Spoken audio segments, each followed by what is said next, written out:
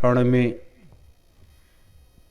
कुछ आध्यात्मिक चर्चा और कुछ ज्ञान और भक्ति और वैराग्य की चर्चा, और उसके बाद पुनः इसी महामंत्र की तरफ हम आप सब आगे बढ़ेंगे। मेरे धर्म प्रेमी गुरु भाई बहनों, आज यह पर्व पूरे संसार में सनातन हिंदू धर्म के मानने वाले लोगों में एक अपार खुशी और उल्लास लेकर के आता है, और लोग अपने अपने हिसाब से इसे मनाते हैं। कोई किसी रूप में, कोई किसी रूप में और कोई किसी रूप में। हम आप सब अपने गुरुदेव के सानिध्य और उनके दिखाए गए उस मार्ग की तरफ बढ़ते हुए अपने कदम को बढ़ाते बढ़ाते आज ऋषि कुल की उस परंपरा में आकर के बैठे हुए हैं। यही वो समय होता है जब मनुष्य अपने जीवन की उस धार को परमात्मा से जोड़ देता है, और परमात्मा उस डोर को पकड़ लेता है और उस जीवात्मा को उसके असली घर को पहुंचा देता है। यह कर्म का एक विधान है, और यह हमेशा चला आया है। मेरे धर्म प्रेमी गुरु भाई बहनों, यह मानव जीवन तब धन्य हो जाता है जब किसी अच्छे संत महात्मा सद्गुरु का सानिध्य मिल जाता है, उनका आशीर्वाद मिल जाता है, और आत्मा से परमात्मा के मिलन का एक रास्ता मिल जाता है। और वो रास्ता बड़ा सरल और सुगम होता है, और महात्मा जब खुश होते हैं तो अपनी जीवन भर की कमाई हुई दौलत को अपने बच्चे और बच्चियों पर लुटा देते हैं। यह आज का दृश्य, आज का समय जो रहा है, वो अपने गुरुदेव ने, इन दोनों महापुरुषों ने वह अपनी कमाई हुई उस दौलत को अपने लोगों पर लुटा दिया, क्योंकि हमारे आप के द्वारा पता नहीं कितने जन्मों में कैसे कैसे क्या क्या पाप किए गए होंगे।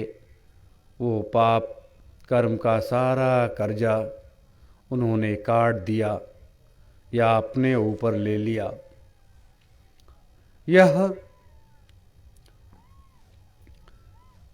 यह एक ऐसा विषय है, अध्यात्म एक ऐसा विषय है, समुद्र की था तो लगाई जा सकती है, लेकिन एक महात्माओं की था नहीं लगाई जा सकती, और अध्यात्म की था आज तक कोई नहीं लगा पाया। स्वयं इस सृष्टि का निर्माण करने वाले, इसको बनाने वाले, इसको चलाने वाले भी महात्माओं की बनाई हुई उस ज्ञान रूपी श्रृंखला को था नहीं लगा पाए। यह वह दौर है, यह वह समय है, जैसे आज हम आप सब 88,000 ऋषियों की पावन इस तपोस्थली पर बैठे हुए हैं और अपने गुरुदेव की कुटिया के सामने बैठे हुए हैं। ये ऋषि कुल की परंपरा का एक जीता जागता उदाहरण है कि इस ठंड की इस बेला में खुले आसमान के नीचे बैठ करके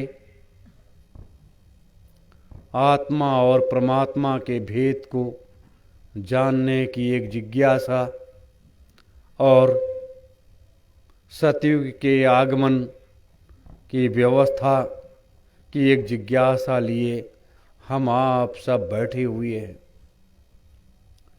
बड़ा अच्छा आज का एक विहंगम दृश्य रहा है। यही एक उदाहरण होता है, यही एक ग्रंथों के उन पन्नों का एक शब्द बन जाता है जब ऐसे कार्य होते हैं। मेरे धर्म प्रेमी गुरु भाई बहनों, यह जीवन अपने गुरुदेव को हम आप सबों ने समर्पित कर रखा है और इस शरीर से उनको जैसे जिस रूप में काम लेना है उस रूप में हम आप सबसे वो काम को ले रहे हैं। रही बात यह आत्मा कुछ दिनों की मेहमान होती है और जब समय आता है सांसों की पूंजी जिस दिन खत्म हो जाती है उस दिन ये जीवात्मा इस शरीर से निकल करके अपने असली घर को चली जाती है और ये शरीर ही यहीं छूट जाता है। ये है ज्ञान का पहला रास्ता। दूसरा रास्ता है कि यही इस मृत लोक में जीवात्मा आती क्यों है। जीवात्मा मनुष्य का शरीर धारण करके पशु पक्षियों का, जीव जंतुओं का शरीर धारण करके इसलिए आती है कि अगर वहाँ से यहाँ भेजा न जाए तो ये सृष्टि का संचालन कैसे होगा और कैसे महात्माओं की उत्पत्ति होगी, कैसे परमात्मा को आने का मौका मिलेगा, कैसे देवी देवताओं को आने का मौका मिलेगा और कैसे लोगों के समझ में धर्म आएगा, ज्ञान आएगा, भक्ति आएगा और वैराग्य आएगा। ये सारी चीज़ें किसको कौन समझाएगा, क्योंकि 3 लोक 14 भवन और 9 खंडों में अनामी धाम तक जो व्यवस्थाएं हैं वहाँ पर कहीं किसी प्रकार का कोई कौतूहल नहीं है, कहीं किसी प्रकार की कोई अशांति नहीं है, कहीं किसी प्रकार का कोई करतल ध्वन नहीं है। हर लोकों में अपने अपने विधान से उसकी चलने की और चलाने की एक प्रक्रिया है और उसकी व्यवस्था है। तो उस व्यवस्था में हम आप सब शामिल हैं। लेकिन मेरे धर्म प्रेमी गुरु भाई बहनों, और इस मृतलोक की भी व्यवस्था को चलाने में सब लोग शामिल हैं। आज जब यह मृतलोक में पापों के बोझ के तले ये माता पृथ्वी दबी जा रही है, हमारे 3 लाख सद्गुरु इस पापों को सहन कर पाने में अपने को सक्षम नहीं पा रहे हैं, तो ऐसे समय में अपने महात्माओं ने, अपने गुरुदेव ने इस युग की व्यवस्था को बदलने का एक बहुत बड़ा संकल्प ले लिया और इतना बड़ा संकल्प ले करके और एक रास्ते की तरफ चल पड़े, जिस रास्ते पर जाकर के वहाँ से पूरी तैयारियों करके आने की एक भावी रणनीति, भावी योजना बना करके रख दिया। आज जब हम आप सब इस व्यवस्था को बदलने के लिए लग गए, तो इसमें आगे क्या होगा, ये व्यवस्था कैसे बदलेगी, सतयुग कैसे आएगा, कलयुग कैसे जाएगा, यही वो एक सबसे बड़ा यक्ष प्रश्न है कि कलयुग कैसे जाएगा और सतयुग कैसे आएगा। कलयुग का जाने का रास्ता ये ऋषियों का कर्तव्य है, महात्माओं का कर्तव्य है। उन्होंने उस रास्ते को तैयार कर लिया है कि इस कलिकाल की इस पावन वसुंधरा पर कलिकाल अपने साम्राज्य को कैसे समेटे, कैसे क्या करे, उसकी जगह जगह इस मृतलोक में तैयारियां चल रही हैं।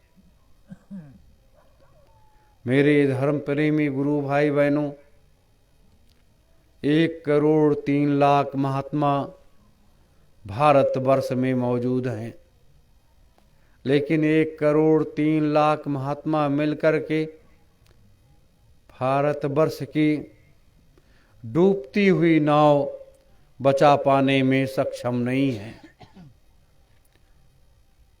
उनको भी एक सहारे की जरूरत महसूस हो रही है, लेकिन नहीं, अपने लोगों के द्वारा जो ये रास्ता चल रहा है, अपने गुरुदेव के आदेश से यह रास्ता सतयुग आगमन की तैयारियों की एक कड़ी है। मैंने धर्म ध्वजा के नीचे भी आप सबों को कुछ बातें बताई हैं। अगर उन्हीं बातों का आप लोग अनुसरण कर लोगे तो काफी कुछ सहूलियत सबको मिल जाएगी। मेरे धर्म प्रेमी गुरु भाई बहनों, जब जब इस पृथ्वी पर ऐसी विपत्तियां आती हैं, तब तब आप सबको भी इस मृतलोक में आना पड़ता है और उन कार्यों को संभालना पड़ता है जिन कार्यों की आवश्यकता होती है। आज जैसे कहा गया है कि गुरु के स्थान पर मात्र गुरु की ही पूजा होती है, अन्य किसी की नहीं होती है। लेकिन हम आप सब नैमिषारण्य के जितने तीर्थ हैं, जितने देव स्थान हैं, उनको भी याद करते हैं। जितने देवी देवता हैं उनको भी याद करते हैं। ब्रह्मा विष्णु महेश को भी याद करके उनकी जय लगाते हैं, जय बोलते हैं। यह एक हमारी ऋषि कुल परंपरा की एक पहचान है कि हम उन सभी को सम्मान देते हैं जो कभी इस इतिहास को बदलने में लगे हुए थे। और हमारी संस्कृति भी सम्मान की रही है। तो यह कर्तव्य का जो पाठ है, हमें आप सबको बड़ी बारीकी से पढ़ना पड़ेगा, बहुत बारीकी से पढ़ना पड़ेगा। मैं किसी का विरोध नहीं करने आया। मैं जानता हूं कि समय का चक्र किस तरफ घूम रहा है और कैसे घूम रहा है, आगे क्या होने जा रहा है। ऐसे समय में एक व्यवस्था की तो जरूरत है ही। तो यह सारे कार्य आप सबों के ऊपर है। भारतवर्ष में तरह तरह के उथल पुथल अलग से मचे हुए हैं, दुनिया में अलग से मचे हुए हैं। तो ऐसे समय में ऐसे महापुरुषों का प्रादुर्भाव होना, आगे बढ़ना, यह एक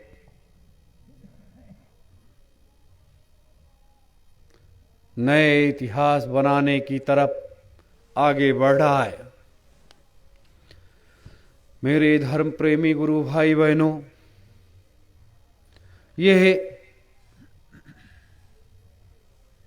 काल माया का देश है। यहाँ तमाम तरीके से मुसीबतें, तमाम परेशानियाँ, तमाम दुख तकलीफ़ें हर परिवार में घुसी हुई हैं और उन मुसीबत परेशानियों से परिवार के सारे लोग लड़ रहे हैं, तब भी मुसीबतें नहीं खत्म होती हैं। और यह मुसीबत हमें आपको एक रास्ता भी दिखाती है। जैसे हम आप सब इस रात्रि की बेला में बैठे हुए हैं और एक रास्ते की तलाश कर रहे हैं कि ये आत्मा हमारी परमात्मा से कैसे मिलेगी। आत्मा और परमात्मा का मिलन कोई बहुत बड़ा कठिन काम नहीं है, लेकिन सबसे पहले हमारा कर्तव्य है कि हमें जो हमारा ये सबसे बड़ा मंदिर है, इस मंदिर में 2 दरवाजे लगे हुए हैं। 2 पल्ले का एक दरवाजा लगा हुआ है। उस दरवाजे को खोलने की आवश्यकता है और जो तीसरा नेत्र है उसको खोलने की आवश्यकता है। तो ये कैसे खुलेगा, हमें क्या करना होगा? तो जैसे हम आप सब अपने गुरुदेव ने सुमिरन ध्यान भजन का एक रास्ता बताया था,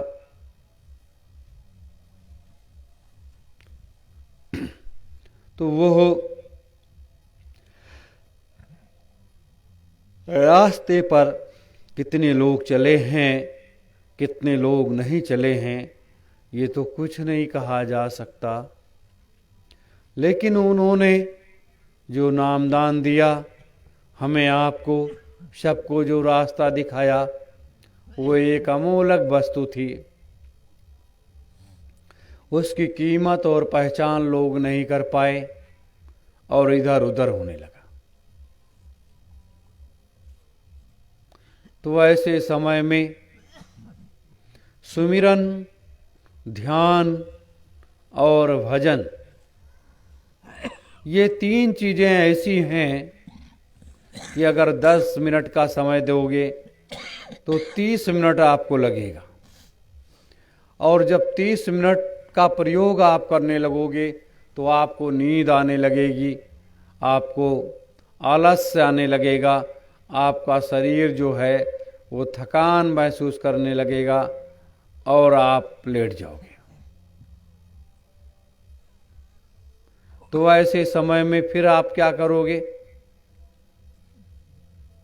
इसीलिए हमें सुमिरन, ध्यान, भजन जरूर करना चाहिए। जब मालिक ने देखा, परम पूज्य महान संत सम्राट जी ने भी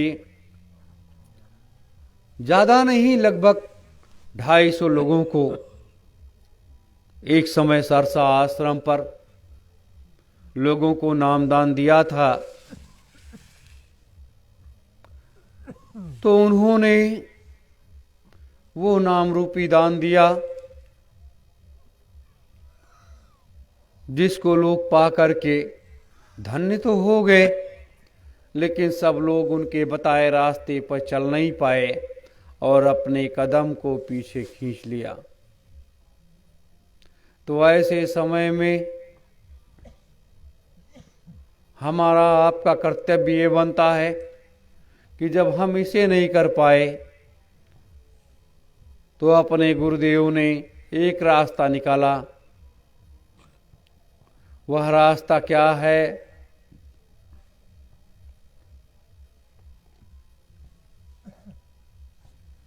सत्योम जय गुरुदेवाय नमः। यह वह रास्ता है जिसे हम महामंत्र कहते हैं। पूज्य गुरुदेव ने बताया कि यह एक महामंत्र है। ये महामंत्र पूरे संसार में बिखेर देना, जन जन के कानों में ये आवाज पहुंचा देना। इससे क्या होगा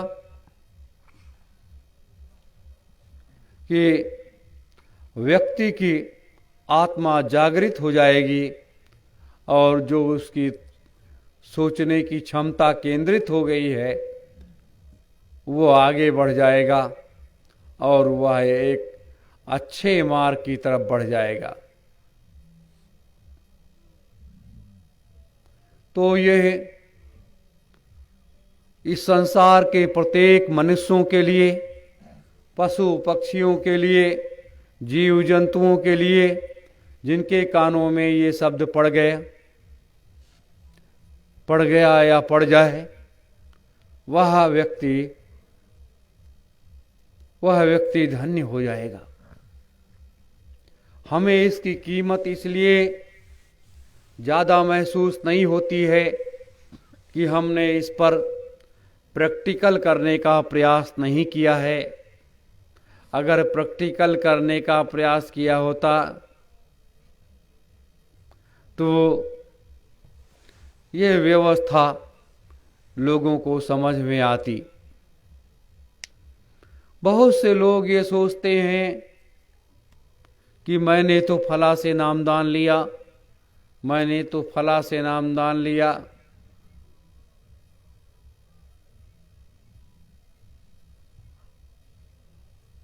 तो ये जो मार्ग है ये हमें उस रास्ते की तरफ लेकर के जा रहा है जिस रास्ते का दरवाजा ही बंद है। और जब तक आप दरवाजा खोलोगे नहीं, खोलने का प्रयास नहीं करोगे, तब तक ये दरवाजा कैसे खुलेगा? इसीलिए मैंने कई बार लोगों से कहा भी, कार्यक्रमों में भी कहा कि इसको खोलने का एक आसान तरीका है जो अंतर साधना की एक विधि है। और वो अंतर साधना की विधि अगर आप जान जाओगे तो रात भर आप साधना करोगे और दूसरों की भी आप बताओगे। तो ये बहुत सरल है, बहुत सुगम है। सिर्फ आपको कर्तव्य करने की आवश्यकता है। और जब सरल सुगम है तो इस कर्तव्य करने की आवश्यकता है। इसलिए मेरे धर्म प्रेमी गुरु भाई बहनों, हम आप सब लोग कहीं भी रहें, कहीं भी जाएं तो सत्योम जय गुरुदेवाय नमः का जरूर अपने अंतर में उच्चारण करते रहिए। यह एक ऐसा महामंत्र है जो आपके कई जन्मों तक ये आपका पीछा करता रहेगा और आपको अच्छे सतमार्ग की तरफ लेकर के जाएगा। आप ये सोचें कि भैया जी हमारे सर पर हाथ रख देंगे, हमारा तीसरा नेत्र खुल जाएगा। ऐसा भी विधान है, लेकिन सबसे पहले हमें स्कूल में तो पढ़ना ही पड़ेगा। अगर हम स्कूल में पढ़ाई नहीं करेंगे तो हमें डिग्री कैसे मिलेगी, हम क्या करेंगे। तो ऐसी स्थिति में सबसे पहले हमें आपको और इस स्कूल में आने के बाद उसका समय विषय लेकर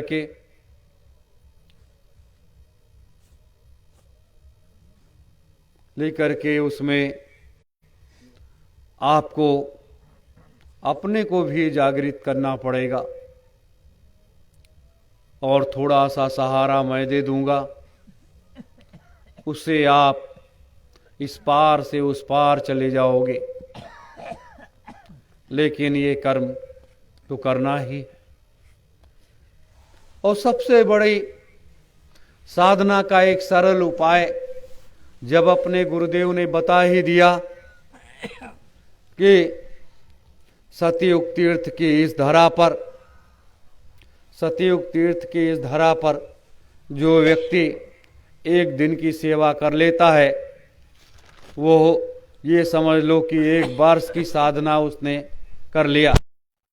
एक वर्ष की वो साधना कर लिया तो एक दिन की सेवा एक वर्ष की साधना में अगर जुड़ जाता है तो हमने तो एक वर्ष 8 घंटे के रोज से 360-65 दिन होते हैं,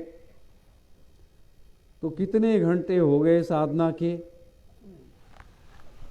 लेकिन ये तो सारी चीजें आपको मिल गई, मिल रही हैं, लेकिन उसको भी आप कैसे महसूस करोगे, कैसे आप उसको खोलोगे। जब तक आप खोलोगे नहीं तब तक आपको वो कैसे पता चलेगा कि हमारे गुरुदेव ने मेरे पास क्या किया है, कितनी शक्ति दी है, कितनी ताकत दी है। जैसे मोबाइल में मैसेज आता है, आप मैसेज खोल करके देख लेते हो कि क्या मैसेज आया है मेरे लिए।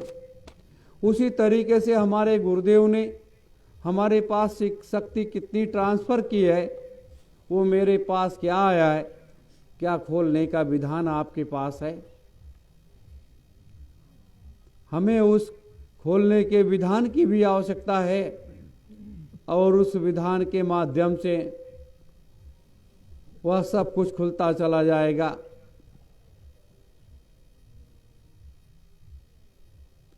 तो मेरे गुरु भाई बहनों, ऐसे समय में, ऐसे रास्ते पर हमें थोड़ा सा प्रयास करना होगा, थोड़ा सा प्रयास करना होगा। और वो प्रयास करते ही आपका तीसरा नेत्र खुल जाएगा और आप अच्छे नेक इंसान बन जाओगे। तो ये है एक बहुत सरल व्यवस्था मालिक ने अपने लोगों के कंधों पर डाल दी है। अब इसे हम अपने अंतर में कितना आत्मसात कर पाते हैं, कितना आत्मसात नहीं कर पाते हैं, ये अपने लोगों का विषय है। तो इस विषय पर हमें गहन चर्चा करनी चाहिए और विचार करना चाहिए। मेरे धर्म प्रेमी गुरु भाई बहनों, जब आप इस पर विचार करेंगे तब आपके समझ में आएगा। लेकिन जैसे आप सुबह शाम बैठते हो सत्य ओम जय गुरुदेवाय नमः का महामंत्र का उच्चारण करने के लिए, वैसे ही आपके अंदर शक्ति का संचार होने लगता है। लेकिन उस शक्ति के संचार को आप कैसे समझ पाओगे? जैसे कोई इंजन खराब हो जाता है तो उसको मिस्त्री को बुलवाना पड़ता है और वो मिस्त्री उस इंजन को बना करके ठीक कर देता है। उसी तरीके से ये इस कालमाया के देश में गुरु की प्रथम आवश्यकता है। बिना गुरु के ज्ञान नहीं होता है।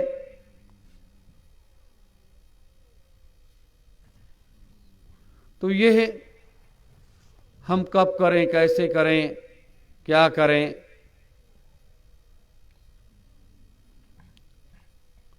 मेरे धर्म प्रेमी गुरु भाई बहनों, मैं इसलिए आप सबों को अभी बता रहा हूं कि आगे आने वाला समय जो है, एक ऐसा समय अभी आ रहा है कि ये सब भी सुनने को नहीं मिलेगा।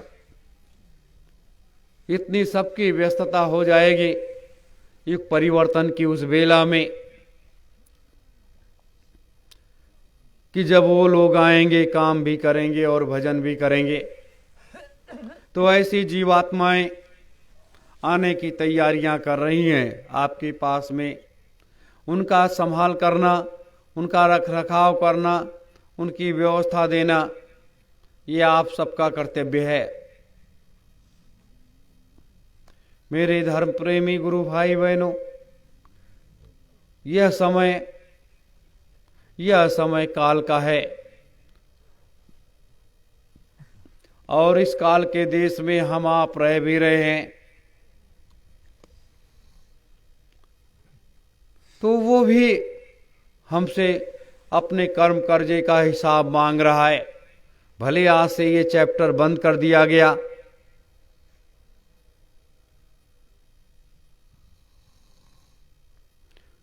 तो ये कुछ बातें थी जो मैंने रखी हैं आपके सामने। और एक सबसे सरल उपाय है, जब आप सत्य ओम जय गुरुदेवाय नमः का इस महामंत्र का जब आप जाप करें तो आप दाहिना पैर नीचे और बायां पैर ऊपर करके, और उसके बाद ये बायां हाथ नीचे और दायां हाथ ऊपर करके ऐसे बैठ जाएं। एकदम से ध्यान मुद्रा में शरीर को थोड़ा सीधा कर लीजिए और करने के बाद आपको 2 मिनट के बाद जब आप अपने श्वास को हल्का सा खींचेंगे और खींचने के बाद थोड़ा सा ऊपर उठेंगे और सीधे आप ध्यान जो है वो केंद्रित कर दीजिए अपने तीसरे नेत्र की तरफ। तो जब तीसरे नेत्र की तरफ केंद्रित करेंगे और आपकी अंतरात्मा में एक भाव आएगा कि हमारे इस मठ रूपी मंदिर में हमारे गुरुदेव बैठे हुए हैं, हमें दर्शन दे रहे हैं, या अन्य संत जो भी जिनकी आप कल्पना करेंगे वो आपको अंतर में महसूस होने लगेगा। वो यहाँ पर महसूस होगा और उसके ऊपर अपने दोनों नासिकाओं के बीच से इस आँख को हल्का सा इसको ऊपर करने का प्रयास करेंगे।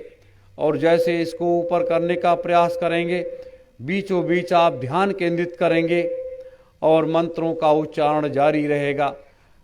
जब मंत्रों का उच्चारण जारी रहेगा, ध्यान आपका केंद्रित रहेगा, तो यहाँ पर 1 हफ्ते 10 दिन के बाद जो है आपको कुछ दिखाई देने लगेगा।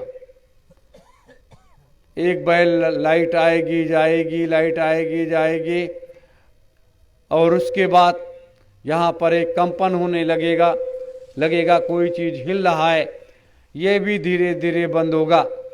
ये बंद होने के बाद आपके पास वो लाइट आ जाएगी, वो प्रकाश आ जाएगा और आप उस कार्य में तल्लीन हो जाएंगे। मेरे धर्म प्रेमी गुरु भाई बहनों, तो इस तरह से, और जब धीरे धीरे यहाँ हिलने लगे, ये तीसरे नेत्र पर धीरे धीरे हिलने लगे, उसके बाद आपको कई रंगों का कलर दिखाई देने लगेगा।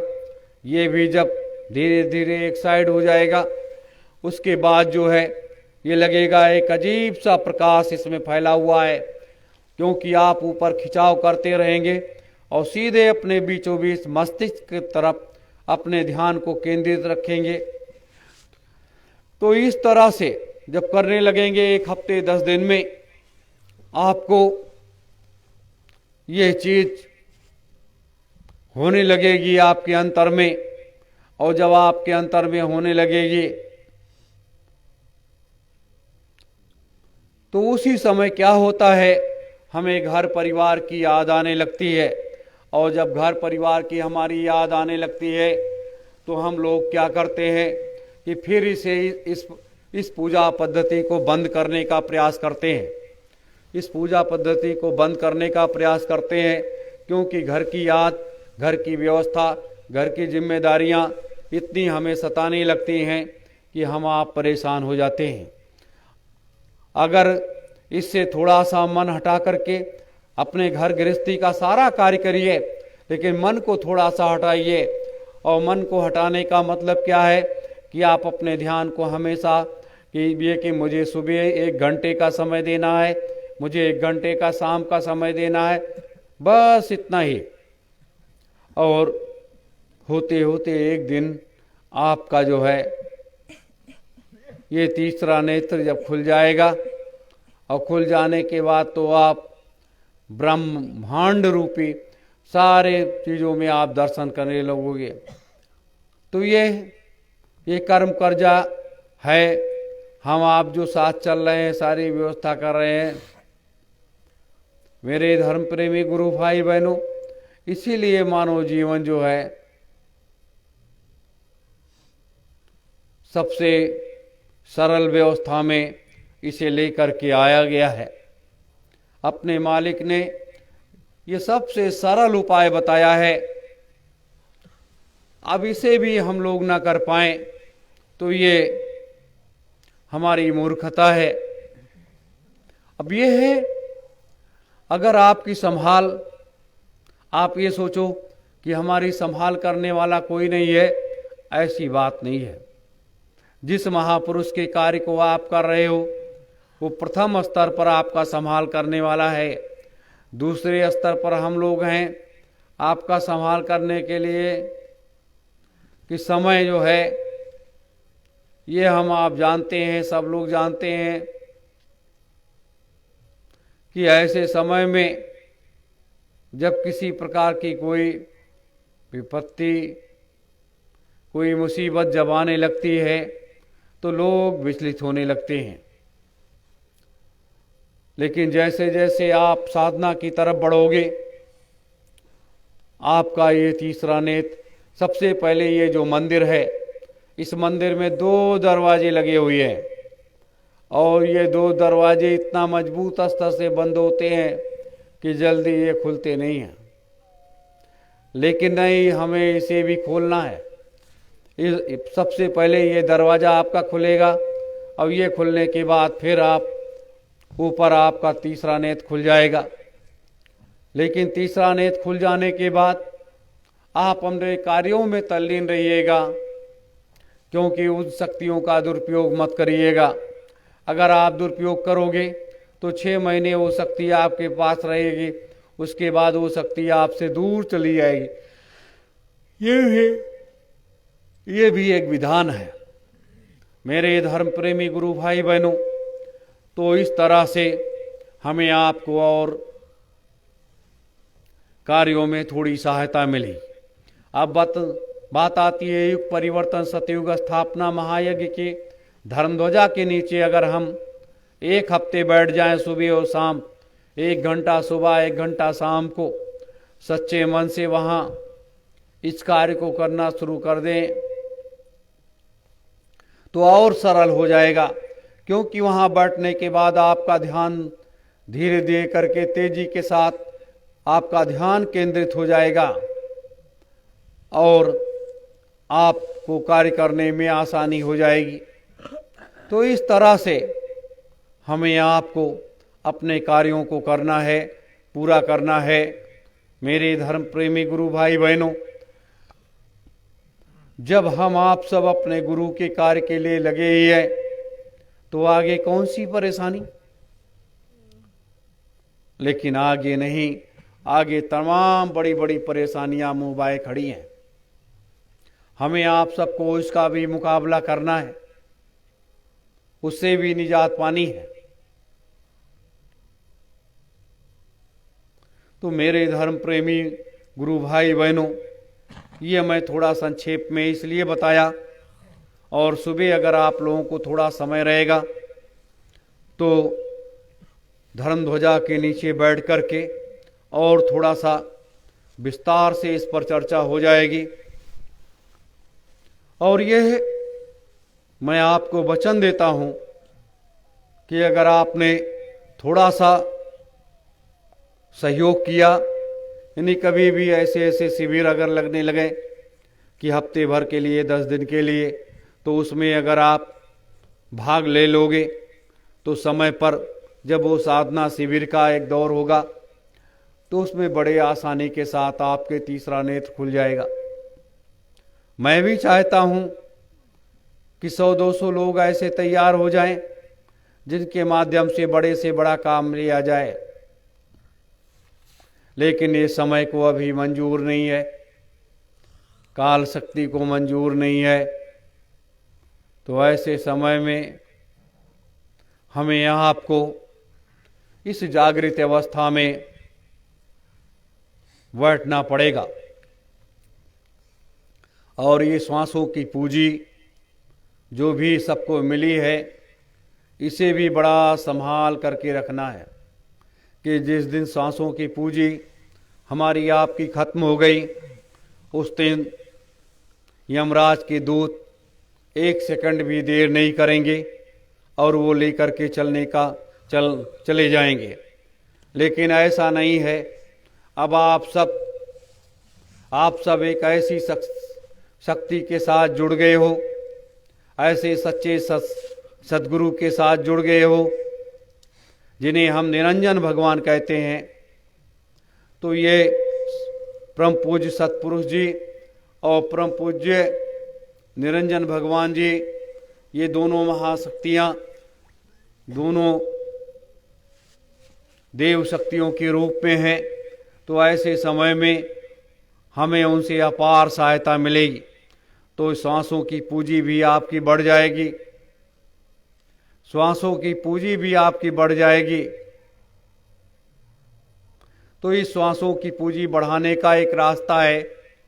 अगर आप अपना तीसरा नेत्र न खोल पाइए तो भी सुबह शाम 1 घंटे जरूर सत्योम जय गुरुदेवाय नमः का इसका जाप जो है जरूर करिए। क्योंकि अगर ये करते रहोगे तो आपको एक रास्ता मिलता चला जाएगा। जैसे यहाँ सुबह शाम की पूजा में शामिल होने पर एक व्यक्ति सैकड़ों बार सत्योम जय गुरुदेवाय नमः बोलता है, तो यह कम नहीं है, बहुत बड़ी चीज है। लेकिन अब आपको उन शक्तियों की आवश्यकता है, उन शक्तियों की आवश्यकता है जिन शक्तियों के बल से आप बड़े से बड़ा काम दुनिया में जाकर के कर सकते हो। हमें उन शक्तियों की जगाने की आवश्यकता है।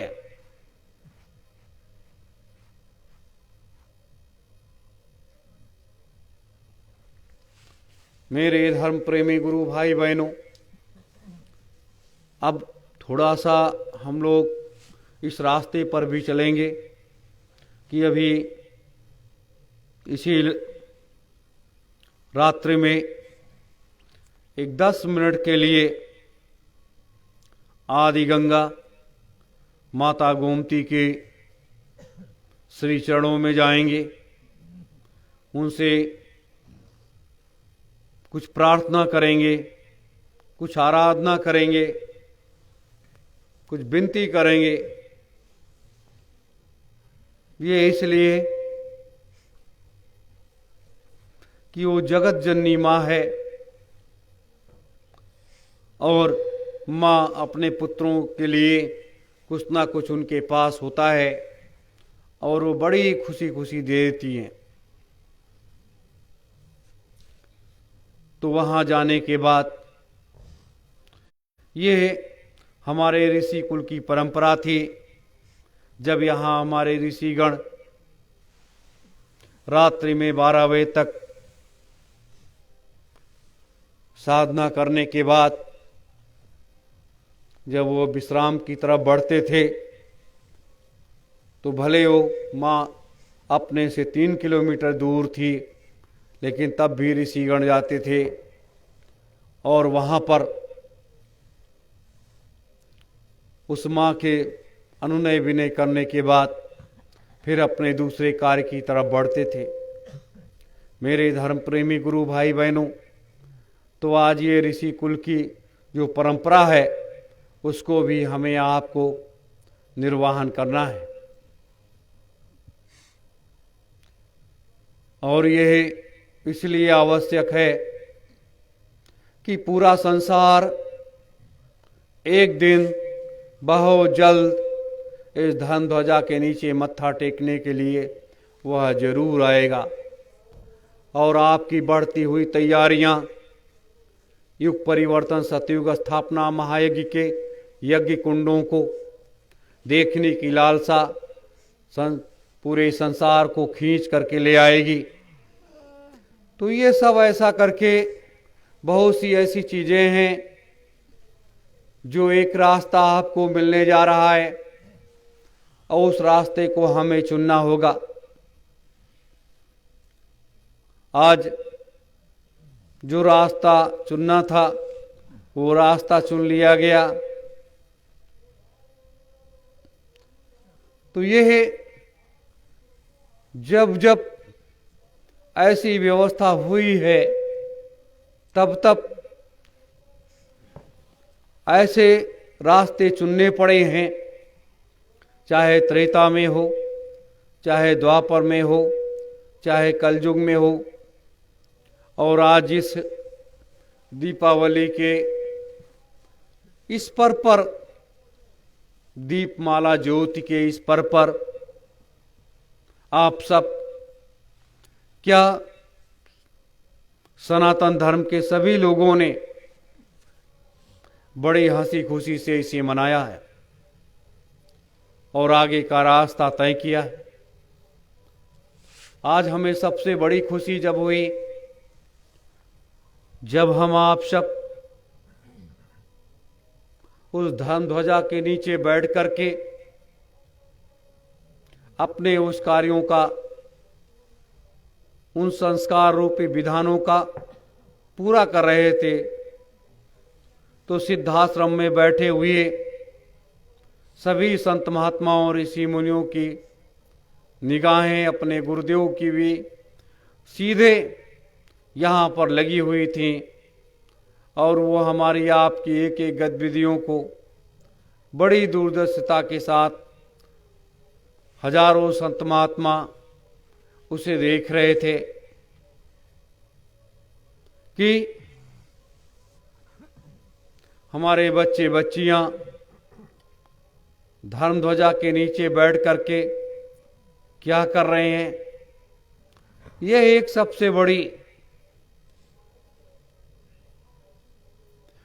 सबसे बड़ी कला है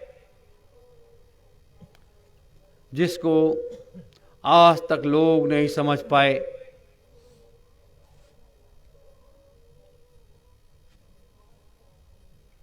तो हमें आप सबको इसे समझना है। कोई अब कैसे इसे समझोगे, कैसे क्या करोगे, हमें समय की मर्यादा में भी बंधना पड़ेगा। जब तक समय की मर्यादा में नहीं बंधोगे, नियम और संयम, आचार और विचार, खान और पान, रहन और सहन, ये सब नियमों का पालन करना पड़ेगा। जब इसका पालन कर ले जाओगे तो आपको वो सारी चीजें मिलने में और आसानी हो जाएगी। बहुत आसानी हो जाएगी। अब उसके लिए आपको रास्ता दिखाने का कार्य करना है और आप पूरे देश को रास्ता दिखाने का कार्य आप सबको करना है। ये सोच करके आपको आगे बढ़ना है। रही बात संक्षेप में राजनीतिक पटल की, भारतीय सुभाष सेना एक आध्यात्मिक और राजनीतिक संगठन है। यह एक ऐसा संगठन है जो देश और दुनिया की सारी खबरों को रखता है और उसे देश के राजनेताओं ने भरसक प्रयास किया गया। जब उन्होंने करने का प्रयास नहीं किया तो आगामी रास्ते बदलते चले गए। आज आध्यात्मिक क्रांति और वैचारिक क्रांति अभियान जो अभी अधूरा है, पूरे भारत वर्ष में ही जिस दिन निकल पड़ेगा, उस दिन अध्यात्म रूपी, ज्ञान रूपी, सत्य रूपी व्यवस्था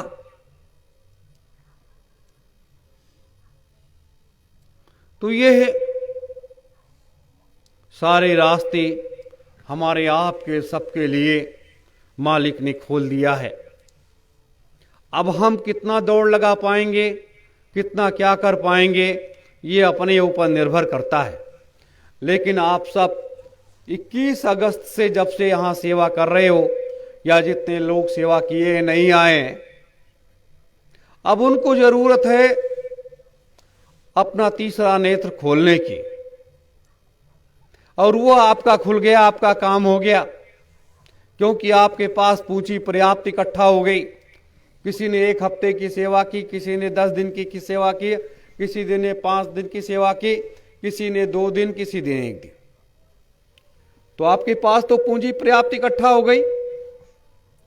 अब उस पूंजी का हमें समय समय पर प्रयोग करना है। मेरे धर्म प्रेमी गुरु भाई बहनों, इसलिए अब समय वो आया है कि हम आप सब एक सही मार्ग की तरफ आगे बढ़ते हुए उस लक्ष्य को प्राप्त करें और 1000 यज्ञ कुंड की वेदी पर बैठ करके उस महायज्ञ को पूर्ण कराएं और अपने गुरुदेव का सानिध्य और आशीर्वाद प्राप्त करें। तो यह सब हमें आप सबको मिल करके करना है। जैसे इस रात्रि की बेला में ऊपर से ओस पड़ रही है, नीचे से ठंडा भी लग रहा है, तब भी आप सब बड़ा अच्छा लगता है, बड़े एकाग्र चित्त से मेरे एक एक शब्दों का आप सब अनुसरण कर रहे हो। मुझे पूर्व की चीज़ें जब याद आती हैं कि इसी तरह से रात्रि बेला में जंगलों में पहाड़ों पे बैठ बैठ करके उन कार्यों की तरफ लोग ऐसे हमारे पूर्वज काम किया करते थे, ऐसे किया करते थे और ऐसे साधना में लीन हो जाया करते थे और वो अपने कार्य की सफलता को पूर्ण कर लेते थे। मेरे धर्म प्रेमी गुरु भाई बहनों, तो आज वही दिन है, वही समय है और ऐसी जगह पर जहाँ ऋषियों का ताप ही रहा है और इसी कुल परंपरा का लोगों ने भरसक पालन किया है और उसी तरह से आप लोग कर रहे हो। ये बड़ी खुशी की बात है।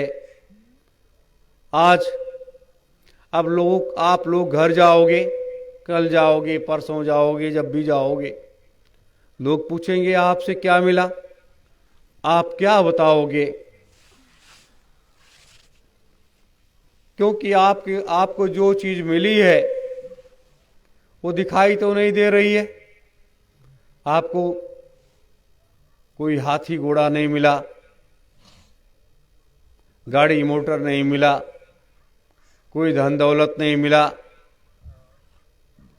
तो दिखाने वाली चीज तो आपको मिली नहीं।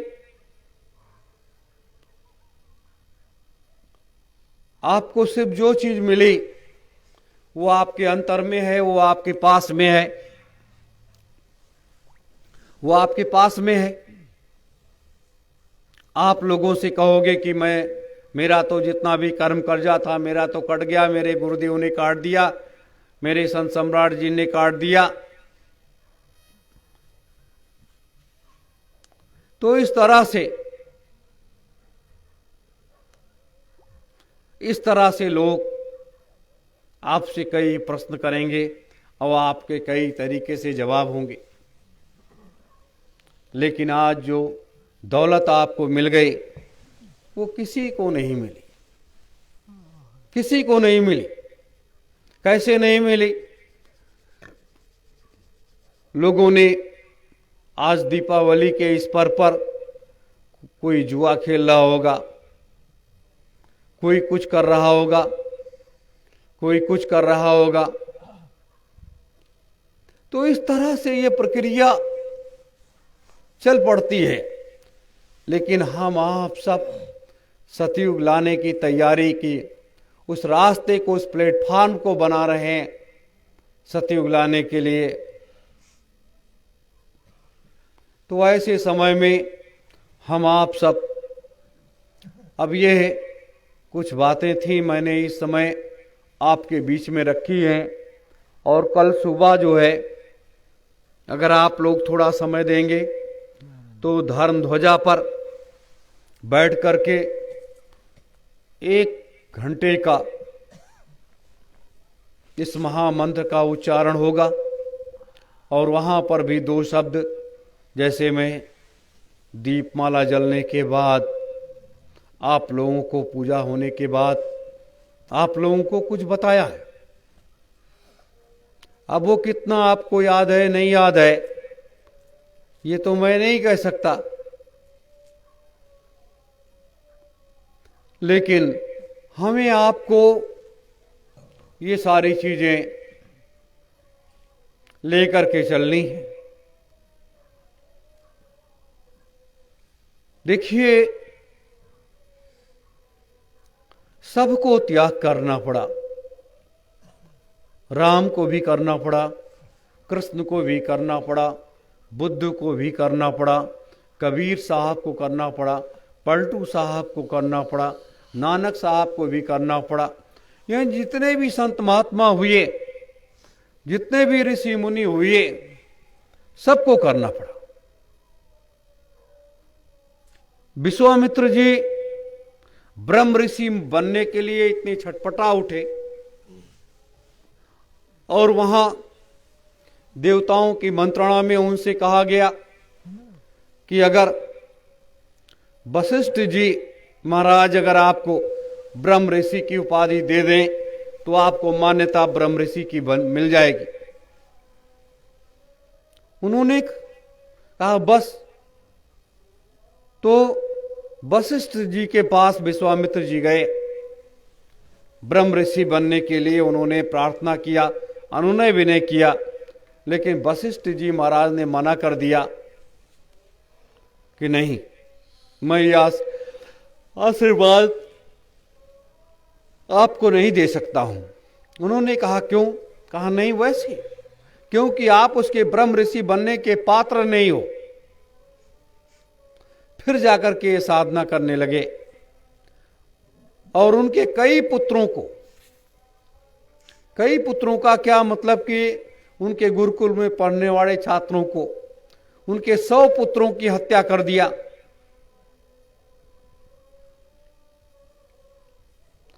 सौ पुत्रों की जब हत्या कर दिया तब भी एक ब्रह्म ऋषि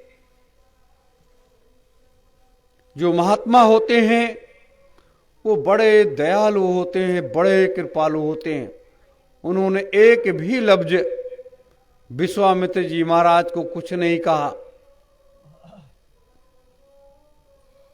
कुछ कहा ही नहीं। लेकिन जब एक दिन चांदनी रात बिखरी हुई थी और ये उनके आश्रम के एक पेड़ पर जाकर के झुरमुट में बैठ गए और कहा कि आज जैसे ही ये आएंगे मैं इनकी हत्या कर दूंगा।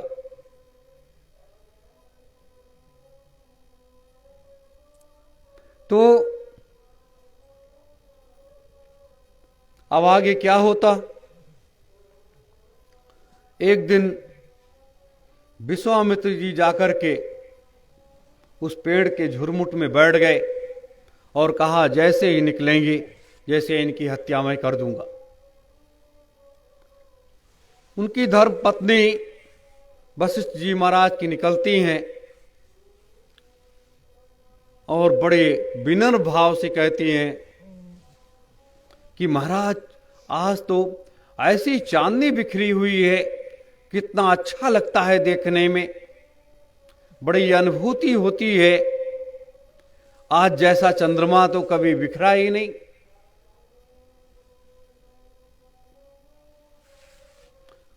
तो वशिष्ठ जी महाराज ने कहा कि ये प्रकाश चंद्रमा का नहीं है, ये विश्वामित्र जी का ये प्रकाश है। उन्होंने कहा कि विश्वामित्र जी का ये प्रकाश है? कहा हां, इतनी अपार शक्ति उनके पास है। ये सुनते ही विश्वामित्र जी महाराज उस पेड़ से कूद पड़े और नीचे आए और साष्टांग लेट गए और जैसे उनके चरणों में लेटे उन्होंने कहा उठो ब्रह्म ऋषि।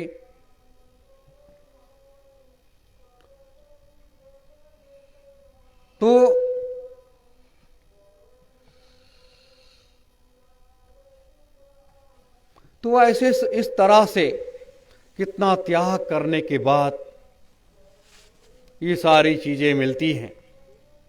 और बस फिर विश्वामित्र जी ने पूछा कि मैंने आपके इतने 100 पुत्रों की हत्या कर दिया, उसके बाद भी आप मुझे ब्रह्म ऋषि की उपाधि नहीं दिए, और आज जब मैं आपकी हत्या करने के लिए आया तो आपने कितनी तारीफ भी किया मेरी, और आपके चरणों में जब मैं लौट गया तो आपने कहा उठो ब्रह्म ऋषि। ये क्या है? तब वशिष्ठ जी महाराज ने कहा था कि जो व्यक्ति सन्यासी बन जाता है, जो व्यक्ति महात्मा बन जाता है, वह उसके शरीर से काम, क्रोध, लोभ, मोह, अहंकार, ये पांचों चीजें जो व्यक्ति छोड़ देता है वही उस समय का सच्चा महात्मा होता है। अब आप विचार करिए कि कितना त्याग करने के बाद तब ये चीजें मिलती हैं, ऐसे नहीं मिलती हैं। विश्वामित्र जी ने कितना त्याग किया, राजपाट छोड़ दिया, सब कुछ करने के बाद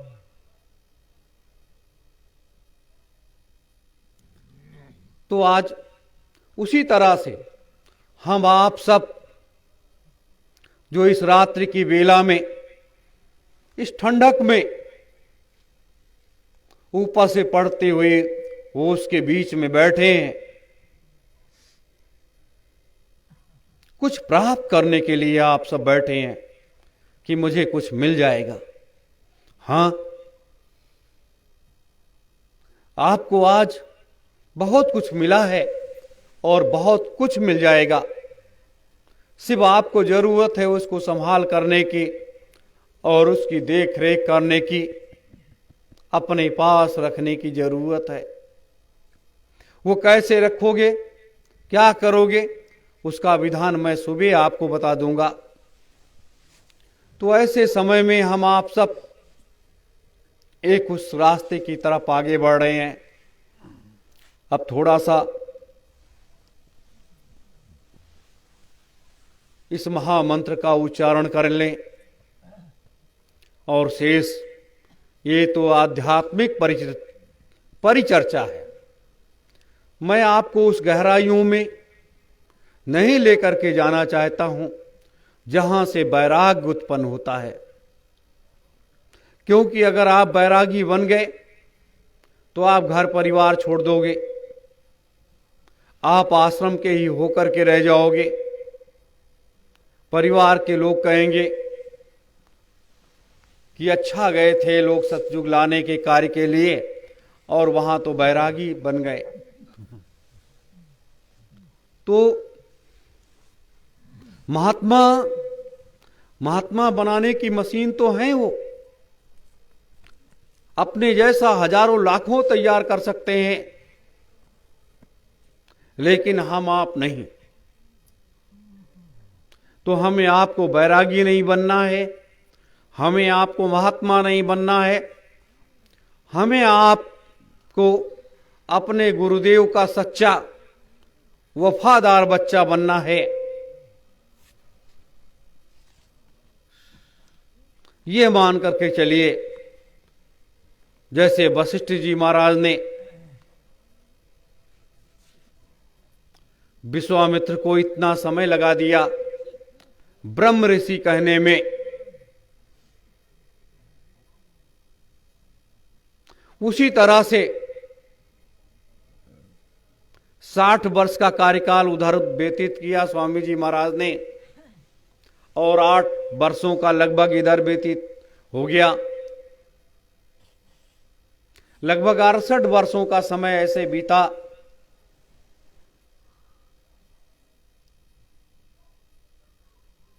कि जिसमें वह कार्य समय से नहीं हुआ जिस कार्य के लिए वो जाने जाते।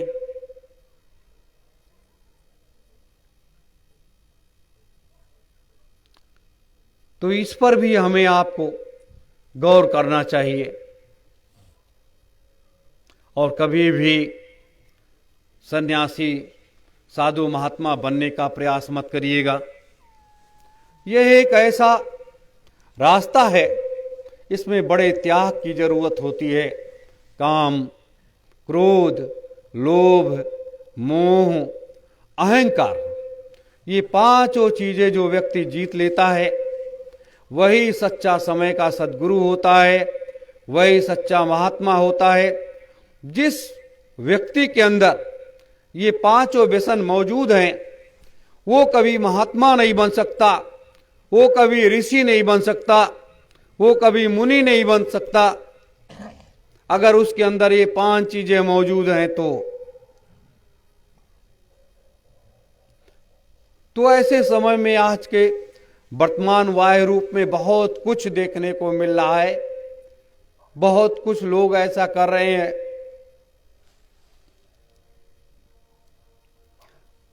तो हमें आपको अपने उस पथ रास्ते पर चलना है जिस रास्ते को अपने गुरुदेव ने दिखाया है, और वही एक सुगम, सरल और सही रास्ता है। आज जिस तरह से कर्म कर्जे को कट गया मालिक के आशीर्वाद से, उसी तरह से बहुत जल्दी आने वाले समय में आपको वो चीजें भी मिल जाएंगी जिस चीज की तलाश आप कर रहे हैं। और जब वो चीज मिल जाएगी तो आपके लिए सुविधा और आसानी हो जाएगी। फिर तो कुछ लेकिन उसका दुरुपयोग नहीं, क्योंकि उसकी डोर रखनी पड़ेगी कि नहीं तो आप लोग उसका दुरुपयोग कर बैठोगे। मेरे धर्म प्रेमी गुरु भाई बहनों, तो ये तो रही आध्यात्मिक परिचर्चा। अब आप कैसे सतलोक तक जाओगे, क्या करोगे, कल सुबह इसके बारे में मैं आपको बताऊंगा कि सतलोक कैसे जाया जाता है, कैसे जीवात्मा सतलोक को जाती है और उसके लिए क्या करना पड़ता है, वो मैं कल आपको बताऊंगा। और इस दीपों के पर्व के बारे में मैं एक दिन पहले ही बता दिया था आप सबों को, कहां से इसका शुभारंभ है, कहां से अंत है। तो आज इस व्यवस्था को हम लोग अंगीकार करते हुए, ऋषि कुल परंपरा को देखते हुए, आज एक सबसे बड़ी खुशी की हमें बात हुई, सबसे बड़ी खुशी हुई। वह खुशी कि 88,000 ऋषियों ने जिस ज्योति को जलाया था, जिस प्रकाश को उन्होंने उत्पन्न करने के लिए 75 वर्षों की कठोर साधना को लगाया था कि ये युगों युगों तक रहेगा, उसको जिस तरह से बेलगाम शासकों ने बंद किया, सारी चीजें कर दी थी, उसी जगह पर युग परिवर्तन सतयुग स्थापना महायज्ञ की धर्म ध्वजा को लगा दिया गया। ज्योति जलाई गई,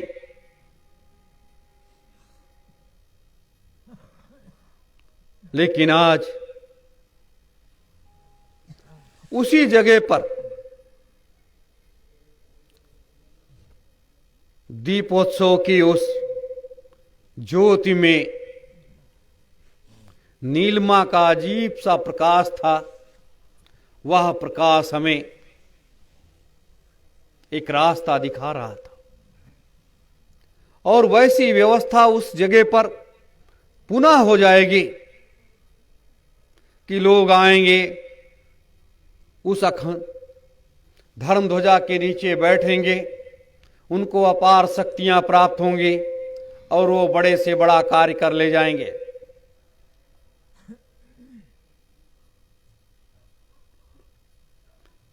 यह आज एक सबसे बड़ी खुशी की बात हुई है।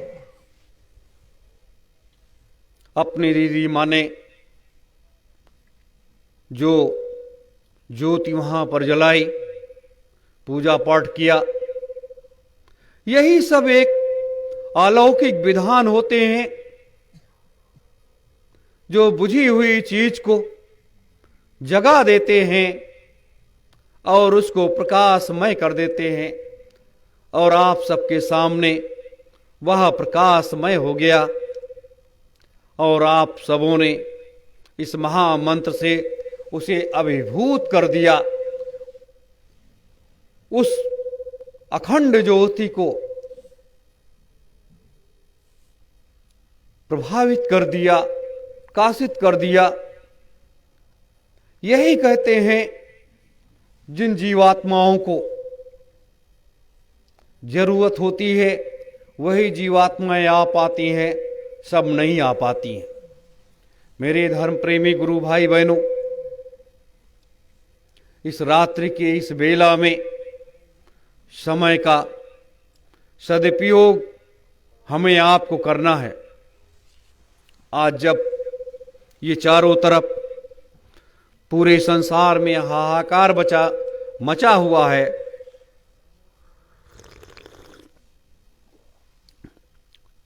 तब हम सब अपने गुरुदेव के आदेश से इस रास्ते पर चल रहे हैं। और ये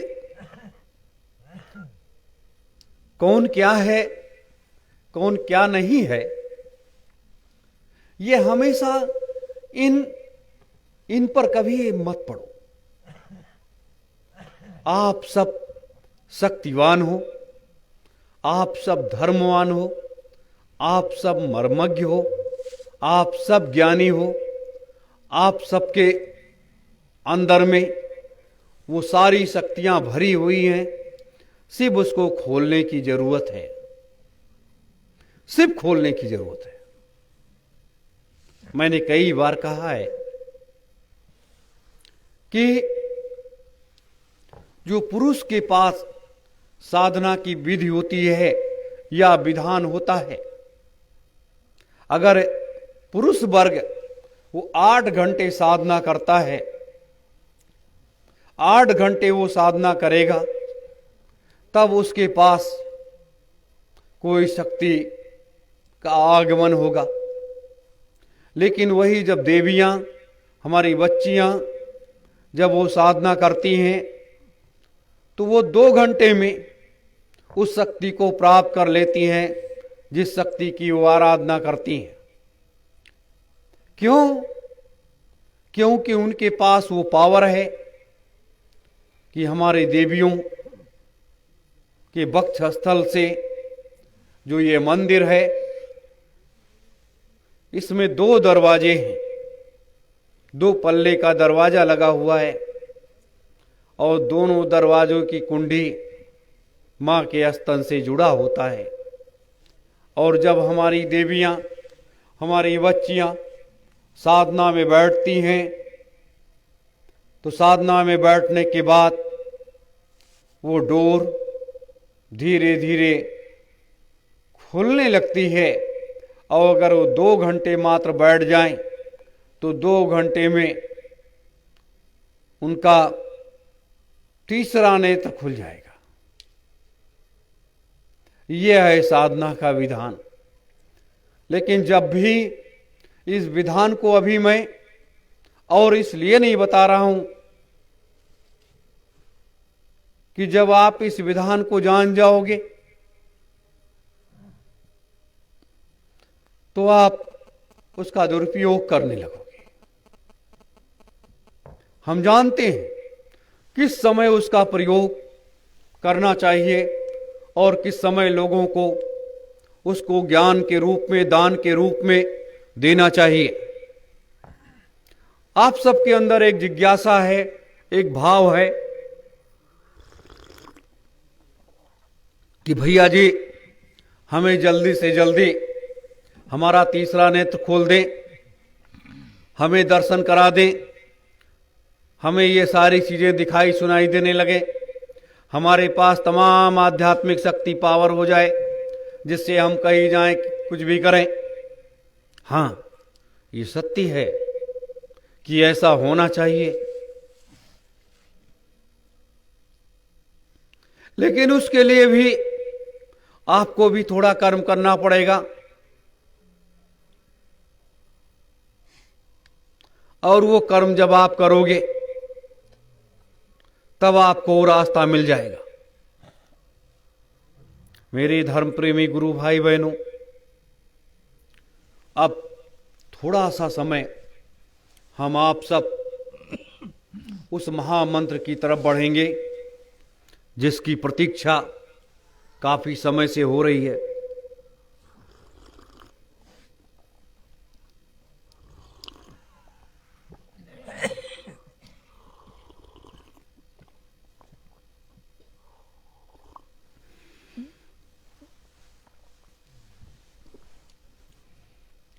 सत्योम जय गुरुदेवाय नमः। सत्योम जय गुरुदेवाय नमः। सत्योम जय गुरुदेवाय नमः। सत्योम जय गुरुदेवाय नमः।